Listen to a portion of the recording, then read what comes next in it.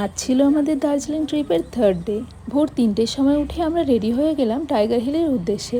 But আমাদের driver দাদা অনেকটা লেট করে দিয়েছিল অ্যান্ড ওয়েদার ভালো না থাকার কারণে আমরা টাইগার হিল না গিয়ে জোরবাংলো যাওয়ার পথে একটা সানরাইজ ভিউ পয়েন্ট পরে সেখানে চলে গেছিলাম। অনেকটা ওয়েট করার পর সুজি মামা ফাইনালি আমাদের একটু দেখা দেয়, তাও আবার কিছুক্ষণের জন্য। ওখানের ওয়েদারটা ছিল ভীষণই ঠান্ডা অ্যান্ড চারপাশের গাছপালা মেঘ দেখে মনে হচ্ছিল যেন সব কিছু হাতে আঁকা। তারপর ওখান থেকে আমরা বেরিয়ে পড়লাম আমাদের নেক্সট ডেস্টিনেশন ঘুম মনাস্ট্রির দিকে। পৌঁছে গেলাম আমরা মনাস্ট্রির ভেতরটা দেখতে ঠিক এরকম ছিল।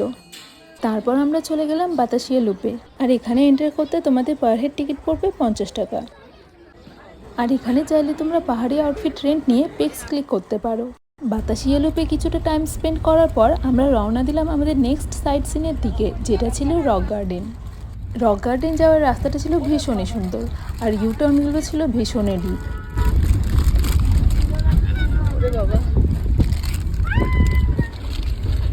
আর রাস্তার পাশেই ছিল প্রচুর টি প্লান্টস।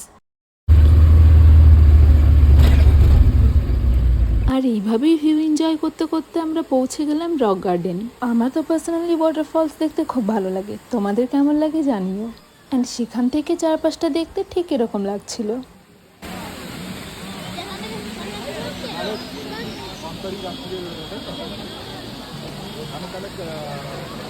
আমরা আর বেশি উপরে যাইনি, কিছুটা এগিয়ে গিয়ে আমি এই ভিডিওটা ক্যাপচার করে নিলাম।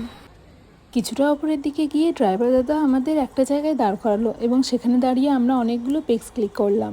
তারপর ওখান থেকে আমরা বেরিয়ে পড়লাম আমাদের হোটেলের উদ্দেশ্যে, কারণ লাঞ্চ করে আমাদের আবার বেরোতে হবে আমাদের নেক্সট সাইট সিনগুলির জন্যে। আর হ্যাঁ, নেক্সট পার্টের জন্য ফলো করতে ভুলো না।